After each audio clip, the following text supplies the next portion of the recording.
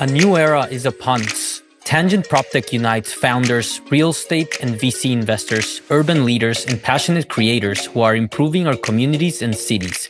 Join venture capitalists Jeffrey Berman and Zach Aarons and PropTech entrepreneur Edward Cohen, that's me, to learn about housing innovation, the future of work, and climate tech. We examine these themes through interviews and conversations with PropTech CEOs, real estate owners and operators, and venture investors, and how we can leverage tech and collaboration to help solve the housing crisis, figure out the future of work, and how to decarbonize the built environment. If you would like to get your company's or organization's mission featured on Tangent, email us at tangentcommunity@gmail.com. Hi, I'm Edward Cohen. Welcome to Tangent. Today on Tangent, I'm joined by guest co-host Bryce Nyberg, Vice President of Corporate Development at Berkadia and Head of PropTech at Berkadia's BeEngaged. Hi, Bryce. Where does this podcast find you? Hey, Edward. Thanks for the introduction. I am just south of Salt Lake City today, working from home. The Silicon Slopes. Shout out, getting ready for high season over there. That's right. Yeah. Silicon Slopes is nearby, and the real slopes are just behind that. So, yeah, hopefully winter's going to be in full season and ski season, snowboard season will start. I need to make myself out there this season. Today on Tangent, we have Robert Cooper, President and CEO at Embue, making multifamily smarter and more energy and carbon efficient. Hi, Robert. Where does this podcast find you? Hi, Edward. Thanks a lot for hosting me on the podcast. I'm actually in Boston, working out of my home office. Embue is headquartered in Worcester, Mass, or Worcester for people that live a few hundred miles away from here.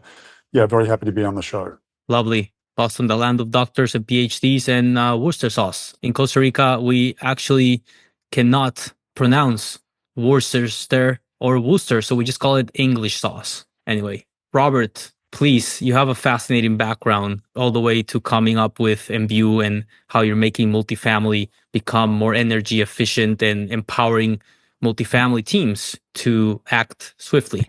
But tell us, how did you got here, and share your background with our audience?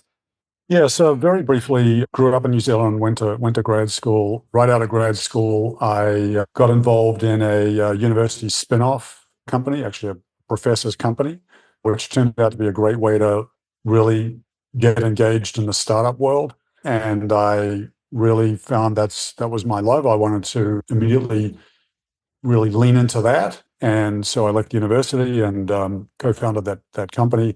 Since then, I've done a number of startups, all in the tech space, either as a co-founder or as a early or sometimes a later employee at some rather large startups. A lot of work in the networking industry, high performance computing, mission critical computing, things like that. After a while, I decided I wanted to follow my passion around climate change. That's about the time I buddied up with one of my co-founders, Larry Genovese. He has a similar kind of trajectory to me, but on the hardware side. When we looked around, we saw that where we were coming from in terms of our technology and where it could be the most impactful was in the built environment.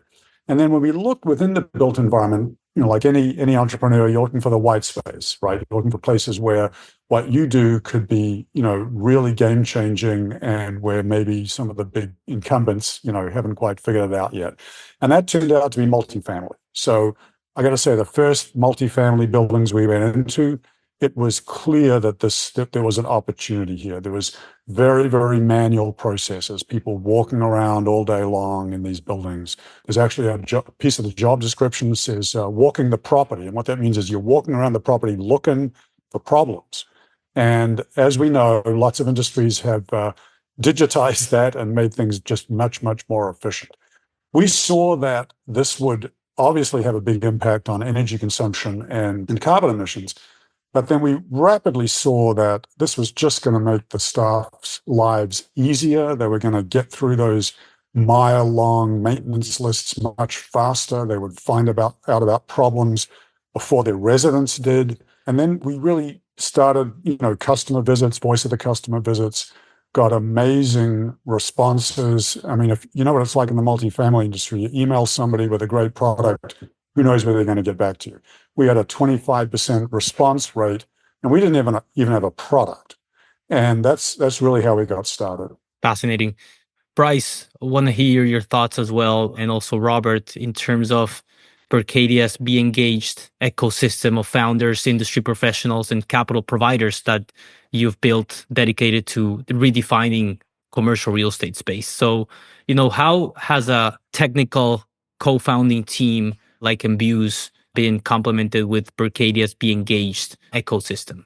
Yeah, I think one of the things that's unique about Robert and his company is that we had not explored another solution that had IoT and software layered together, just hadn't come together for us in the multifamily space. We met Robert and learned about Embue. We were kind of impressed to see what he had built for the multifamily space. And he mentioned this pretty clearly that there wasn't much in the multifamily space to do this kind of energy management component that Embue was chasing, and we were impressed by that, and thought we could add value, which is a key part of our ecosystem. Is we want to come up with a hypothesis on how we could add value to the companies that we work with. And so with Embue, we thought about our client base, right? Berkadia has clients all over the US, mostly multifamily real estate investors. We had already been hearing, a lot more about ESG as a real pain point for the lenders and capital providers in the space. So you can imagine Fannie Mae, Freddie Mac. We're trying to figure out how do they participate in this category? What's the right way to encourage good behavior and not destroy value at properties? And what we saw in Embue was that this was a solution that would add value, create value while doing good for the environment and for the industry at large. And we wanted to put our BeEngaged program behind that, try to make introductions to, of course, the GSEs through our quarterly events that we host. So we had Robert meet with Fannie Mae, Freddie Mac, and as many other industry players as we can, get Robert into, and that will add to that some clients that come to our events. But also outside of that, we're just looking to find more folks that see what Embue has put out there in the marketplace as really valuable and make sure they know about it, because we think it can add substantially to the value of a property, but it has this incredible ESG and climate change positive net effect that we think is worth promoting more broadly. We're talking about multifamily here. There, according to some estimates, there are nearly 40 million multifamily housing units across the US. Energy costs, utility costs are among the top 3 operating expenses, typically accounting somewhere between 25 to even 35% of total operating costs. So certainly an issue worth addressing for not only Berkadia's clients, for the industry at large. Robert, how are you helping drive return on investment for multifamily operators? What are the pillars that you're focusing on?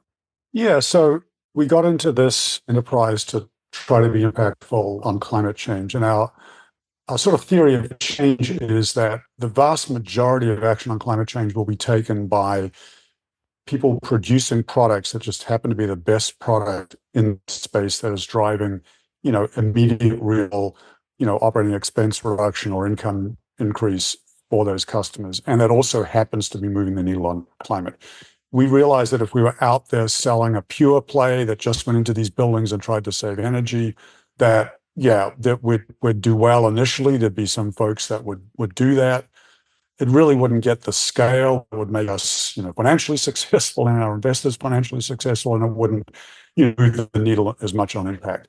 Yeah, so when we go into these buildings, we're immediately helping our customers, obviously save on energy costs, but also save on improve staff and productivity. And that might mean saving on labor, being able to have, fewer people run that building. Often there are already fewer people running that building, right? People have quit. It's a tough job. It tends to burn people out working in multifamily. When they start using the Embue app and they can see what's going on in the building, if they see something that needs attention, like a water leak or an apartment that's too hot or too cold, or a piece of equipment that might be at the point of failing and not working that well, they can, immediately respond to that. In many cases, they can make changes on the platform that will help correct equipment settings and immediately, fix a problem. Other times they will go to the apartment. The app is going to tell them that there's a problem, but it's not urgent. And that really helps the staff productivity. It helps staff satisfaction. So staff have a better experience and they're less likely to get burnt out and quit. And if you walk up to most people in multifamily, ask them what the biggest challenge is, it is staffing, it's staff retention. Also, insurance. I mean, insurance rates have doubled over the last, I think, 5 years, something like that. And so that's a meaningful pain point for customers. Some customers have had an event in their building, and the insurance company is saying, well, we won't reinsure you unless you take some positive action to kind of prevent those things in the past. Then we'll often get a call from those kinds of customers. So that's the sort of way we're immediately helping customers on day one. And that's important because, climate change is sort of everybody's number one problem, the world's number one problem, but anybody in any particular industry, it's their 10th problem. They've got to worry about their operating income, they've got to worry about their staff, they've got to worry about their residents, and that comes first. You mentioned a few use cases there, and there's a lot to unpack. Could you name a few specific use cases where you're helping multifamily operators address their energy efficiency issues and operational issues? Absolutely. So just set the context. It's probably helpful to explain, what the Embue system is and what goes into the building. Yes. So we're putting IoT devices, Internet of Things devices, throughout the building, in every apartment, every common space, on pieces of infrastructure, which might be the garage, might be the pool or the pool pump. And those devices start off with the thermostat. So that's usually the device that's going into every Embue building.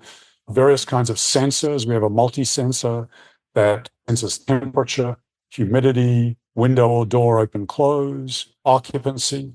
We also have a small device that connects to any major central HVAC equipment, so things like boilers and chillers and pumps. So really anything related to the building or related to the building systems, we're connecting with those. And then obviously we're wrapping intelligent software around that that's running both in the building and in the cloud. So that's all great, but what is it doing for the customers? What are some of those use cases? So just on the energy side, some of it is sort of the standard stuff you might imagine, like changing equipment settings to make sure equipment is running in the most optimal zone, making sure that pumps are not, pumping 100% of their capacity all the time. Heating and cooling equipment has to be designed for that hottest day of summer and that coldest day of winter. And when it's neither of those, the equipment should not be consuming that much energy. The pumps should be running slower, things like that. So there's many, many buildings you go into where that might have been the way it was set up when it was built or that equipment was installed. But at some point, somebody has turned off some of those settings. Maybe they got a complaint that somebody was cold. So they went down to the basement and they flipped a switch and now something's running at 100% and using twice as much or 3 times as much energy as it should. So that's pretty straightforward. We're able to identify that, able to even let the staff or maybe somebody at headquarters change that setting back again. We can alert people when those things are happening. But there's another whole aspect of this, which is what we call the psychology of energy efficiency. So it's not just the physics, it's the psychology. What makes people think they're hot? What makes people think they're cold? What kinds of nudges or even, stronger measures are going to encourage people, make people use the right amount of energy? So in some buildings, people will use our thermostat to set up limits on the set points, limits on the target temperature, so that people can't turn the heat above 75 degrees Fahrenheit, or they can't turn the cooling below 70 degrees Fahrenheit in the summer. And those set point limits, as they're called, those can be rolled out across the entire property using a policy. Just to clarify what that means. So that means that, for example, buildings provide heating and AC to units, right? And those heating and cooling units enable residents to put the temperature, let's say, within a certain range. So similar to when you buy a car, you can drive it up until 200 miles per hour, although that's not legal. Is this in the case where you're putting kind of guardrails to the temperature inside apartments to make them cost efficient? Or exactly, they're guardrails to make sure that people don't use excessive heat cooling, but there's also guardrails to make sure they use, enough cooling, enough air conditioning to prevent high humidity that might cause mold, right? Or making sure that they have the heat turned up enough to keep that apartment safe for the people living in it and avoid frozen pipes and things like that. Now, where the flexibility comes in, I think is what you're alluding to around, putting in those limits or those guardrails. People don't like limits, okay? And that's where the psychology comes in. So in some properties, we'll see people setting limits, heating limits at 72 degrees, right? And you will see other properties where they might set the limits at 75 degrees or 78 degrees. We've had properties where they'll set the limit at 75 degrees, but they'll make exceptions for people. They might have somebody that just came back from surgery, and they're like, we're going to let them do what they want in that apartment for some period of time. And that flexibility for the property staff is super, super important, because there are records and case studies of buildings where thermostats have been put in that have fixed limits that are burnt in the manufacturer's warehouse. They're the legal limit, which is pretty minimal. In Massachusetts here, it's heating to 68 degrees, which is not very warm for some people. And when you do that, you get backlash. You get people literally, breaking the thermostats. You get them putting bags of ice, taping bags of ice over them, all kinds of things going on. That doesn't happen with our customers because they are sensitive to their resident community. They'll educate their resident community about factors like, if you're living in an 80-degree Fahrenheit apartment, it's actually not that safe.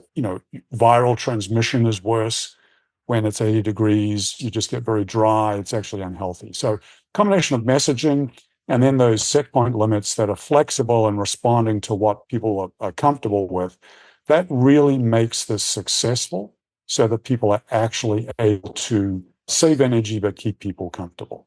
And then there'll be properties where it's not appropriate to put set point limits in. And then the system might be used to nudge people by putting in a default set point or a default schedule, and they can override that if they want to. But those kinds of nudges can also save significant amounts of energy. Support for this episode comes from Berkadia's BeEngaged, where real estate meets entrepreneurship. Imagine an ecosystem of founders, industry professionals, and capital providers dedicated to redefining the real estate space. Berkadia's BeEngaged program enables PropTech founders to pilot the most promising technologies and gain insights directly from industry insiders. Berkadia's BeEngaged evaluates the most promising real estate startups to identify solutions based on real pain points from its clients, partners, and the built environment. Founders gain access to Berkadia's deep expertise into some of the largest real estate companies and industry partners like Freddie Mac and Fannie Mae. The BeEngaged Lab provides a collaborative world where startups, industry leaders, and capital providers come together to test real-world applications. And with the BeEngaged network, you're not just observing innovation, you're part of it, gaining access to cutting-edge technology and mentorship that can drive your business forward. Clients can pilot these cutting-edge technologies in a low-risk environment, providing feedback that directly influences startup roadmaps. It's not just innovation for the sake of it. It's innovation built around solving real estate's biggest challenges. Ready to take your impact to the next level? Head to berkadia.com/beengaged and join a community that's shaping the next wave of real estate technology. That's berkadia.com/beengaged. Robert, I was thinking about one example you shared with me a while back where the building was contemplating ripping out old heating systems and replacing it with new. And you came up with a pretty interesting solution for them to optimize. Can you kind of walk through that and the return on investment that customer got? Yeah, that's a really interesting use case. So a lot of folks are thinking about or actually doing deep energy retrofits, and it sounds complicated, but it's really bundled into a rehab that often goes on in a property. A property might be an older property, 20, 30, 40 years old, goes through a rehab. Nowadays, when you do that rehab, you don't just change the kitchen out. You might change the windows. You might put in heat pumps and basically electrify that building and lower its carbon footprint. The property that Bryce is referring to, they did that, but they also kept the fossil fuel heating in place as well. So now you have two kinds of ways of heating the property, electricity or gas. And what the Embue system is able to do is choose which or even both of those systems, depending on really any factors that you might care to take into account. So it could be based on outdoor temperature. Below a certain outdoor temperature, you'll switch to using gas. It might be related to how the apartment is operating. Is it able to maintain temperature with just the electric heat? It might be based on the cost. So what's the cost of electricity? What is the efficiency of that heat pump? It will get somewhat less efficient at lower temperatures. At some point, it may make sense to switch to using gas. And the final one, which I think is really exciting, is as more and more buildings turn to heat pumps, as we add more electric vehicles to the planet, the availability of electricity is really not there to meet all of that demand. And of course, more recently, we've heard about AI data centers. So electricity is becoming a scarce resource, but only at certain times, those hot days of summer or the very cold days of winter. And what will happen is the utility, the electric company actually, is going to pay our customer in the middle of winter to go and use gas, use the other guy's fuel, because that is cheaper than building new power plants and building new transmission lines and building new wires that go down the street. So that hybrid heat, as we call it, is a real game changer for the property. It's a real game changer for the grid because it allows the grid to have more and more people using electricity for all those new uses without necessarily having to, put new wires down the street and build new power plants. Fascinating. Thank you for sharing that. Just reminds me once again how much of real estate and multifamily can be also regional. I mean, here in New York City, for example, multifamily and the residential industry are dealing with local law 157, which requires gas leak sensors by every gas appliance because the majority of the city and the state at large also, but the law is for the city now, requires for these appliances to have a gas sensor, while in other states they're majority electric or they're going through electrification processes, right? So it almost seems like very different approaches to the same basic appliance that every human has in their home. Oh, that's exactly right. It's been interesting from my seat from Pro Century. We've been helping gas stoves comply with this law. But if you bring this type of solution to other states where gas stoves aren't as prevalent, then you're talking about a completely set of different smart building solutions like the one Embue is working with. Talk about the role of control and automation, because that's critical to what you guys are doing, right? Absolutely. When people think of smart building, they often think of monitoring and analytics and data, and that's true. That's very, very important.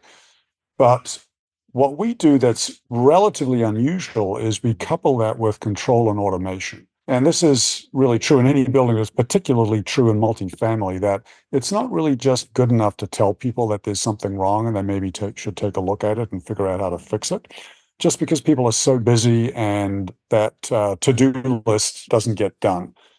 Whereas with the Embue platform, we're telling them something's wrong, and then we're giving them the ability in many cases to fix that problem right there on the phone. So you wouldn't believe how common it is for the thermostat just to have the wrong settings on it.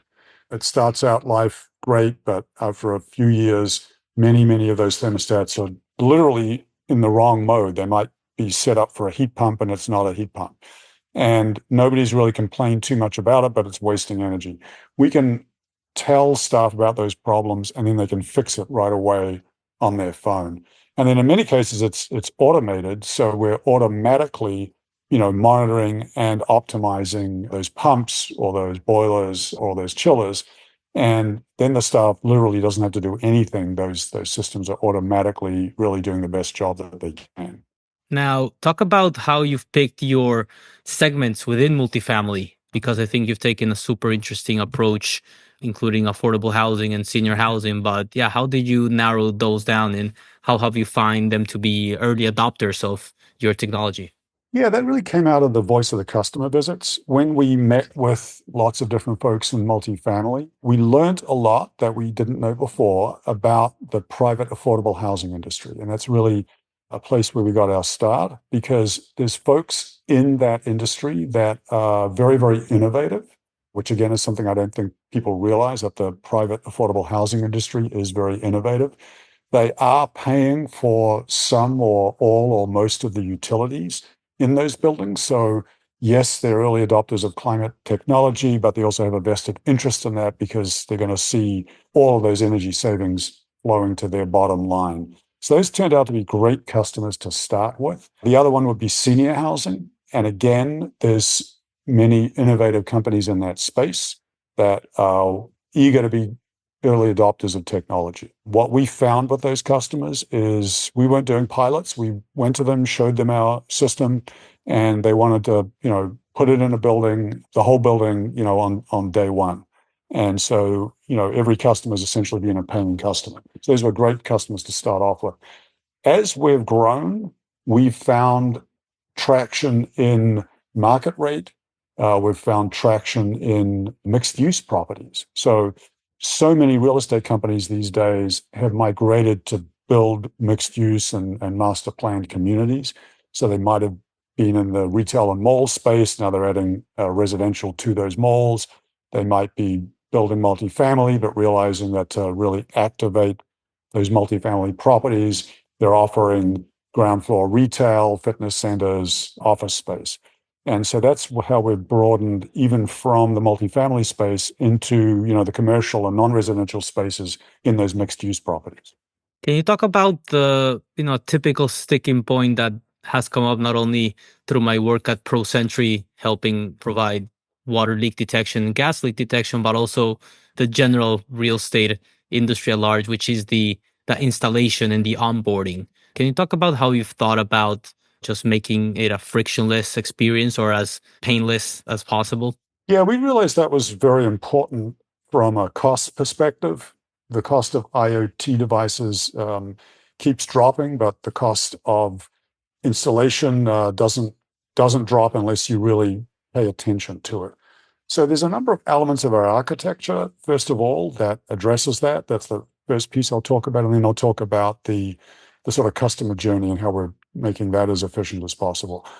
So we use a technology called Zigbee, a wireless technology called Zigbee, that provides something called mesh networking. Mesh networking in our buildings means that every thermostat is a little repeater or router in the network. So we don't need a smart home hub. We don't need a little box that's in every apartment. We only need our hub or base station. We only need one of those every building in garden style or every second or third or fourth floor in mid-rise and high-rise. Once those systems are in, those gateways, which are easy to install in common space or in communications closets and other places in the building, once those are in, then the installer that's just going in and replacing a thermostat, he doesn't know it, but he's also installing our network. So he's in the apartment for maybe 20 minutes, putting that thermostat in, and as soon as he's done that, it's added to the network and built out the network. So we worked very hard on that. We worked very hard on the tools that those installers use. It's integrated right into our smartphone app, the ability to scan a QR code on a device and then get it on the network within 5 seconds. All of that means that it's very efficient and low impact to install this throughout a building. Thank you for bringing up the type of network, Zigbee, which sounds like it has tremendous qualities and much more cost efficient compared to Wi-Fi, which is what I feel a lot of solutions or competing solutions have relied upon in the past. And Wi-Fi is great for small spaces to transmit big piece of data, but when you're trying to make a building cost efficient and install sensors across the building, Zigbee seems like a good solution. Actually, at ProCentry, we use something different called LoRaWAN, which seems like the difference is Zigbee has higher data rates, which seems like very appropriate to what you're trying to do, automate, control temperature building wide, whereas LoRaWAN is for small pieces of data, detecting is there a leak, is there not a leak. So educating the market to this type of networks like Zigbee And like LoRaWAN, I think is very important because, typical solutions for single family homes, it's fine if they rely on Wi-Fi.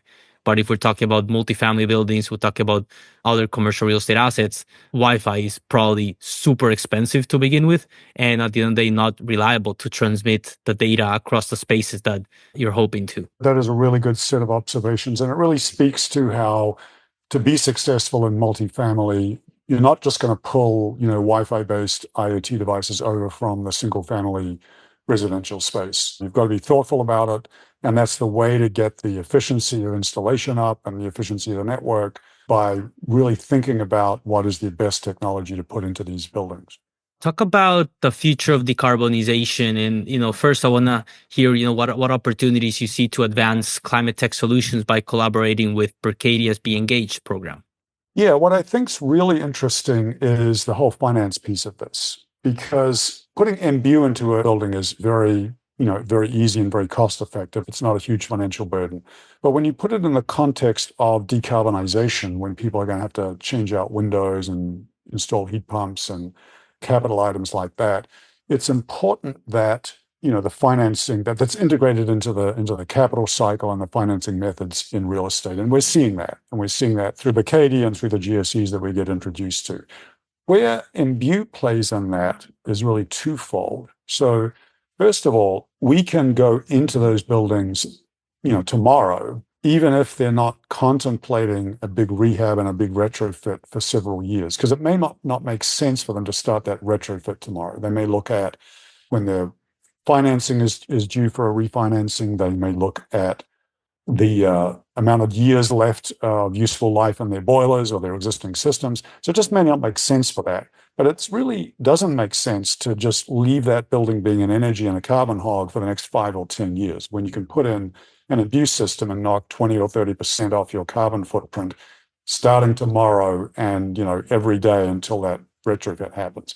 Now, what's great about having Embue in that building, besides saving energy, saving money, and saving carbon, is that it's also generating a boatload of data. So we're actually generating 1 million data points per apartment per year out of these buildings. And we've started sharing that with analysts who are studying these buildings and coming up with decarbonization plans. And honestly, they've never seen this much data before. So we're helping them with that. They're often getting like a terabyte of data from the Embue system from a building that's had Embue in it for maybe 3 years, something like that. So that's number one. On the other side of that retrofit, what you'll find is that you've got a very, very different building.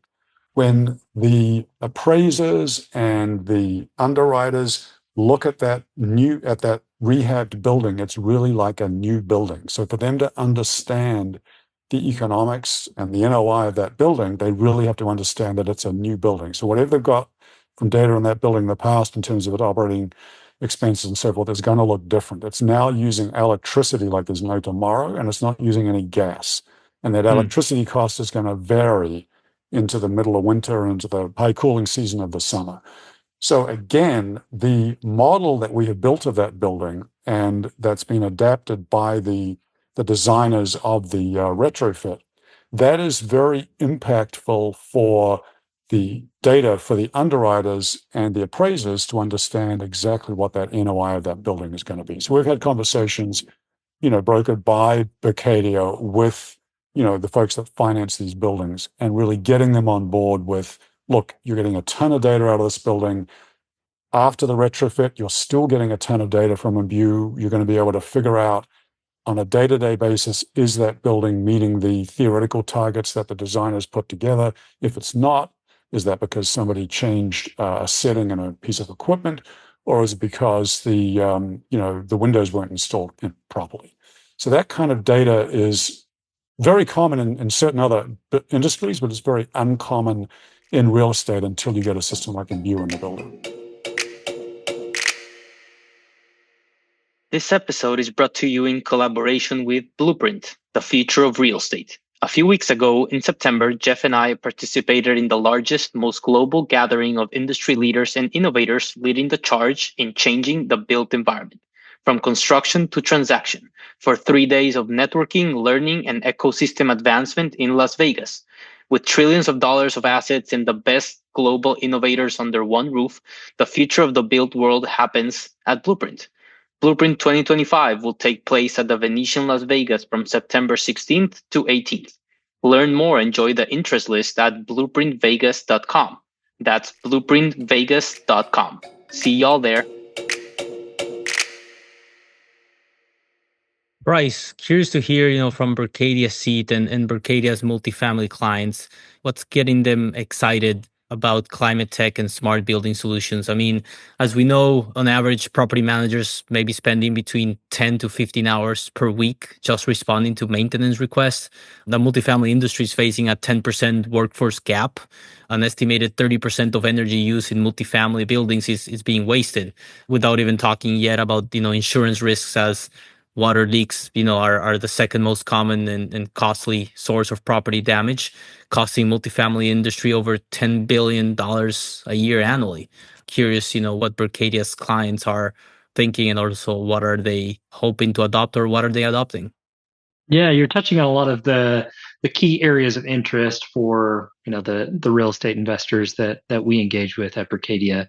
And there's a few things that get folks excited about decarbonization and tools like what Embue has to offer, right? One is you can qualify in some cases for advantageous loans, which is a good incentive for them, right? Some green loans and other loans can be satisfied by putting in the right tools and proving the change that can happen at the property, which is something Robert and I have been talking quite a bit about, is how do we get that on everyone's list, that Embue can help you meet the actual energy reduction and green standards for certain loans. So that's one. The other is there's a real economic benefit, right? There's something happening at this property besides maybe getting an advantageous rate. You can bring down actual costs at the property. And for every dollar that you bring down in cost, you can see a reflection in the NOI of the property and thus the value of the property. So in theory, you can increase the value of the property. You can have improvements in tenant satisfaction, which matters quite a bit in properties, right? If you're struggling to keep tenants happy and you're having higher turnover, that again is affecting the bottom line of the property, right? Every unit that turns over has real cost to it, and you don't want to see necessarily. So if you can bring down that vacancy by keeping tenants more comfortable and satisfied with the property, it's a great outcome. Certainly this piece that Robert has spent a little bit of time talking about already today, which is there's a substantial cost for fixing units that weren't well maintained. And when you can bring in a solution like Embue, bring down the risk, that matters a lot to a lender like Berkadia, but also to owners that are saying, hey, our insurance claims are going up, we're having issues with mold or other humidity issues, or maybe leaks, and they're leading to substantial repairs of the property, and huge insurance claims become a major factor. So all of these things kind of touch on the economics of the property, but there's nice side benefits in decarbonizing, qualifying for green loans, bringing satisfaction to the property. So I think these things like what Embue has built are really impressive, because it's not just let's talk about doing something that sounds good for the planet, but let's do something that sounds great for the planet and for the economics of this property and for the tenant. So I think it's really a win-win-win when it's deployed appropriately. Fascinating. I mean, aligning those incentives has never been easy. And I think very important points when it comes to green loans, as as regional banks have pulled back from financing a lot of the multifamily industry, and just owners and operators looking for ways to finance their capital improvement projects. I think worth considering that green pays off in some cases. Now, when it comes to water leaks, I mean, according to Chubb Insurance, water damage is the number one source of insurance claims. On average, is $65,000 and 3 months of displacement on average nationwide. From our seat at ProCentry, we've been providing water leak sensors inside the units to monitor for leaks in the kitchens, in the bathrooms, and in the AC units. And those are providing up to 8% discount in insurance. Curious to hear if Embue has, how are you hoping to tackle the insurance side? Because I think there's tremendous benefits to unlock there. I mean, a dirty prop tech secret that we discussed earlier is that we innovate a lot when adjacent industries such as insurance provide us incentives to do so. And naturally, if you cannot get insured, or if your insurance costs are going up year over year, then you can't keep increasing rents at that same pace to justify the insurance cost. So how is Embue, considering the insurance component to help multifamily? Yeah, insurance is huge, and it's more universal than, some of the climate regulations that you're talking about that tend to be local, right? Insurance is really where the rubber meets the road to some degree on both climate change, but also, just day-to-day problems. One of the things we've realized is that a lot of properties are carrying a very, very high deductible. So they're essentially self-insuring up to a level of like $100,000. And most of the sort of day-to-day losses are below that $100,000 limit, but they're, like you say, $60,000 or whatever. They're very, very significant. And if you have a number of them happening a year, your economics are going to start going sideways. So we find that customers are extremely motivated to put in these systems. It's funny. Some of it is rational. They're computing how often this happens and what the risk is. A lot of it is, as you probably experienced, is event-based. So they'll have one building that had something really bad happen, and then suddenly the next day you get an order to put leak detectors in their entire portfolio. So it is really meaningful. Embue's roadmap ahead. Talk about, some of the opportunities that you see to grow the platform and your offering, and how do you see Embue's roadmap to enhance, energy autonomy and demand response capabilities going forward? Yeah, so I've already talked about that hybrid heat example that Bryce mentioned, where we're using, the different sources of energy in the building and trading them off against each other. We're also using the thermal mass of the building. So when it gets to be a very hot day in the summer and the building might get paid to reduce its peak electricity usage a little bit, we can automate that, and we can do that in a very, very safe way. Now, the building has a lot of thermal mass, so if you set people's thermostats up for a little period of time, the building isn't instantly going to become hotter. It's going to keep its temperature for quite a while. And we know exactly what that curve looks like because of all the data we have about that building. So we can let the building make some money. We can let the building help the grid. And we can do it in a way that's totally risk-free in terms of comfort for the residents. So we can do that in any building today. What's really exciting is the advent of storage, particularly battery electric storage, but also thermal storage. So a large domestic hot water tank, that is also that's a thermal battery. So those two technologies, thermal batteries and particularly battery electric storage, are very, very exciting because once you put one of those in your building, it has resilience capabilities as well. It can keep that building operating when the electricity service fails. But most of the time, you're going to be monetizing that battery. You're going to get paid, and not even on the hottest days or the coldest days, just any day, you can get asked for that battery to supply a little bit of energy to the grid or to pull some energy from the grid in order to stabilize that grid. And you're going to get paid for that.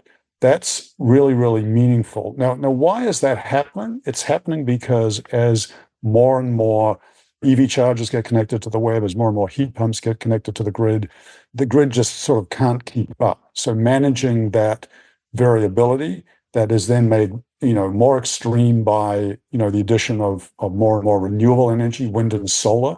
You've now got the supply is variable. You've got the demand is very variable. So having a battery which can be called on at any time is extremely remunerative. So you might be getting $20,000 or $40,000 a year for that battery. So the economics are very good.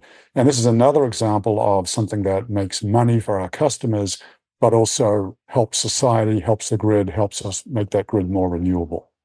Well, what I love about solutions like these is that you're truly, and this is key to adoption, right? You're not disintermediating property managers or building staff. You're actually empowering them to be more effective at their job and also making the residents' lives, better, which means they'll probably want to stay longer at their current place. So I think that's critical because ROI and cost efficiency are great, but if you have friction or if you antagonize the actual building staff and operators, then that's always going to be a pickle in terms of convincing the building to not only adopt you, but then, work with you to also build and drive that roadmap going forward and that establishing that feedback loop, which I think it's critical, especially at early stages of companies like Embue. Exactly, that's right. And it's very easy for us to add management of batteries, management of EV chargers, even management of solar production to the platform once that platform is in the building. Last but not least, Robert, collaboration superpower. If you could choose one person, historic or living, to do a partnership with, who would it be? So I'm going to break the rules a little bit. I got two. So something closer to our space would be Jigar Shah. So he's currently runs the loan programs office at the Department of Energy. Before that, he was at Generate Capital. Before that, he really created the industry for rooftop solar in residential. He's famous as the deploy guy. I've actually, met him in Zoom calls twice. He's very, very effective. I don't know what he's going to be doing next, but I think Embue just needs to get a little bit bigger, and whatever he's doing will be could be one of our big financing partners. And then sort of reaching back earlier in my career, and I think of some of the tech giants that have built big companies. My current hero is actually Lisa Su at AMD. So if you know the history of AMD, it was this scrappy little company making these kind of honestly not that great PC clones, Intel PC clones. And Yep. look where they are today. They're bigger than Intel. They diversified under her leadership to game boxes, mobile, IoT devices. Just really, really impressive. And you really don't hear a lot about her in the tech world, but she's pretty amazing. That's great. Jigar definitely listens to Tangent PropTech, so I'm sure he's going to be reaching out to you anytime now. Robert, where can Tangent listeners learn more about Embue and connect with you? Very simple. Just go to our website, embue.com, embue.com, or just send an email to myself, Robert, at embue.com, and we'll get right back to you. Robert Cooper, President and CEO at Embue, making multifamily smarter and more energy and carbon efficient. Thank you so much for coming to Tangent today. Thank you so much, Edward, and thank you, Bryce. Thanks, Robert. Thank you, Bryce Nyberg, Vice President of Corporate Development at Berkadia and Head of PropTech at Berkadia's BeEngaged, the ecosystem of founders, industry professionals, and capital providers dedicated to redefining the commercial real estate space. It's an honor to have you as my guest co-host today. Thank you, Edward. It was a fun time. Always a pleasure to be with you.